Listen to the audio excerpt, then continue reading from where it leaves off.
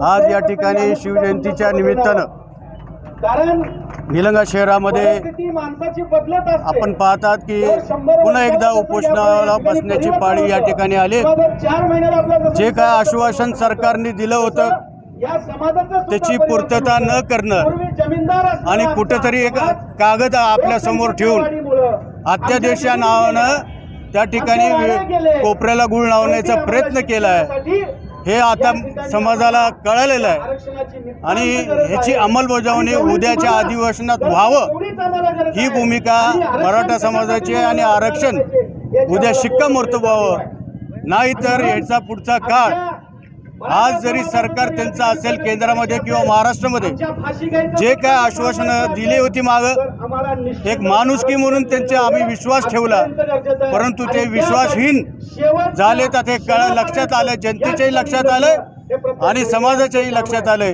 म्हणून माझी विनंती आहे की ताबडतोब निर्णय घ्यावा आणि इथल्या लोकप्रतिनिधींनी सुद्धा एक भूमिका निघून उद्याच्या अधिवेशनामध्ये त्यांनी समाजासाठी आवाज उठवावा अशी आमच्या सगळ्याची भूमिका आहे आणि आमच्या सर्व शहराच्या आणि तालुक्याच्या वतीनं आम्ही जाहीर त्यांना पाठिंबा देतो। उद्या जो काही निर्णय होईल त्या निर्णयाला पाठिंबा देण्यासाठी आम्ही एकत्र आलो। धन्यवाद। आज शिवजयंती असताना सुद्धा छत्रपती श्री शिवरायांना अभिवादन करून कालपासून आमचे मावळे या ठिकाणी उपोषणाला निलंग्यामध्ये बसलेले आहेत। जरांगे पाटलांच्या उपोषणाचा 10वा दिवस आहे, परंतु सरकारच्या काळजाला पाझर फुटत नाही।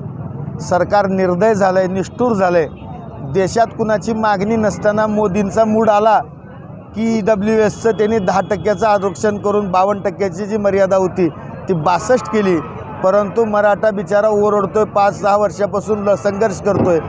2-4दा जरांगे पाटलांची उपोषणं झाली।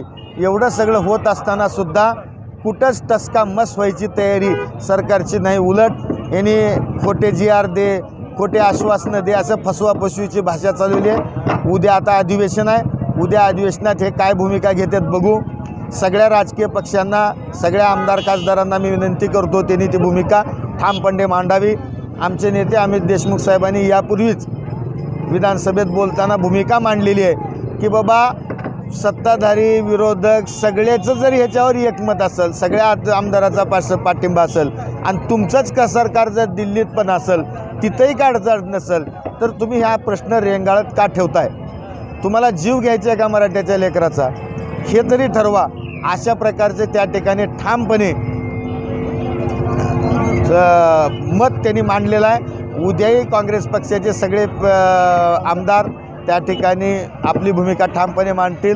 काल प्रदेशाध्यक्ष नानाभाऊ पटोले यांनी सुद्धा लातूरमध्ये भूमिका मांडलेली आहे। पक्ष समाजासोबत आहे। पक्ष आमचा काँग्रेस पक्षच म्हणून नाही, 18 पगड जाती धर्मातील प्रत्येक समाज आज मराठ्यांच्या आंदोलनासोबत आहे आणि गरज पडली तर त्या किसान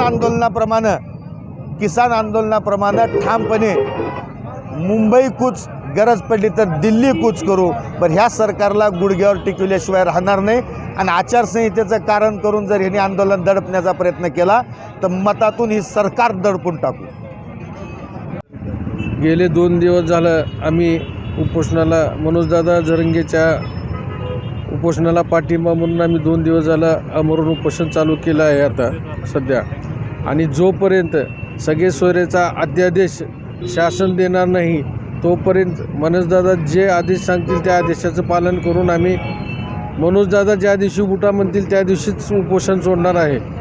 आणि जर गरज पडली तर मनोजदादासोबत मुंबईला सुद्धा निघायची तयारी आमची आहे। सर्वांना जय जिजाऊ, जय शिवराय, जय शंभूराजे। मागच्या म्हणजे कालपासनं सकल मराठा समाज निलंगा तालुक्याच्या वतीनं छत्रपती शिवाजी महाराज चौक निलंगा येथे आमरण उपोषणाला सुरुवात करण्यात आलेली आहे। आणि आज स्वराज्याच्या धन्याची म्हणजे छत्रपती शिवाजी महाराजांची जयंती असल्यामुळं समाज बांधवासोबतच इतर समाज बांधव देखील मोठ्या संख्येने आज छत्रपती शिवाजी महाराज चौकामध्ये उपस्थित झालेले आहेत। आपण जर बघितलं तर समाज बांधवाबरोबर आपले विद्यार्थी देखील जे की आपलं भविष्य आहे आणि ज्या भविष्याच्या भविष्याच्या उज्ज्वल काळासाठी म्हणून आपण हा लढा उभारलेला आहे. ते भविष्य देखील आपला आज छत्रपती शिवाजी महाराजांना नमन करण्यासाठी या चौकात आलेला असताना प्रत्येकजण या उपोषणकर्त्यांची भेट घेण्यासाठी इथं येत आलेलं आहे. मुळामध्ये जर एवढे म्हणजे लहान लेकरं, प्रत्येक शिवभक्त, प्रत्येक समाज बांधव, इतर समाज बांधव जर येऊन उपोषणकर्त्यांची भेट घेत असेल, परंतु मागच्या 2 दिवसापासून प्रशासनातून कुणीही इथं येऊन आमची विचारपूस आत्तापर्यंत केलेली नाही. तसेच आत्तापर्यंत पोलीस प्रशासनाकडून देखील आम्हाला कुठल्याही कसल्याही कल्पना मिळालेली नाही. आता हा झाला प्रश्न लोकल प्रशासनाचा, परंतु ज्यावेळेस आपण राज्य पातळीवरचा विचार करतो त्यावेळेस देखील मनोजदादा पाटलांबरोबर देखील हीच त्यांची पण व्यथा झालेली आहे. मुळामध्ये जर बघायला गेलं तर मुख्यमंत्री एकनाथ शिंदे यांनी वाशीमध्ये जो GR दिलेला होता मनोज जरांगे पाटील यांना, तो मनोज जरांगे पाटील आणि सकल मराठा समाज यांनी मोठ्या मनानं तो GR स्वीकार केला.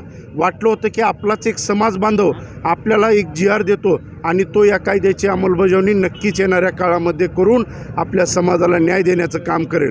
परंतु एकनाथ शिंदे देखील समाजाचे न होता त्यांच्या पक्षाचे झाले, त्यांच्या सरकारचे झाले. पण पुढं जाऊन कुठेतरी आमच्यासारख्या सामान्य कार्यकर्त्याला, समाजाचं काम करणाऱ्या एका सामान्य व्यक्तीला हा प्रश्न पडतो की हे सरकारमध्ये बसणारे ज्या व्यक्ती आहेत त्या व्यक्तींची पैदाशी माणसांची आहेच का नाही, हा आमच्यासारख्या सामान्य कार्यकर्त्यांना पडणारा मुळात प्रश्न आहे. आज जर सरकारने जर उद्या येणाऱ्या विशेष अधिवेशनामध्ये जर सगळे सोयरे कायद्याची जर अंमलबजावणी केली नाही तर येणाऱ्या काळामध्ये निश्चितपणे सरकारला हे आंदोलन जड जाईल आणि सरकारने मराठ्याला हलक्यात घेऊ नये. कारण मराठ्यांची एक परिस्थिती आहे, मराठ्यांची परिस्थिती जेवढी बिकट असते ना तेवढाच मराठा त्या बिकट परिस्थितीमध्येही तिखट राहतो, हे देखील सरकारने विसरू नये.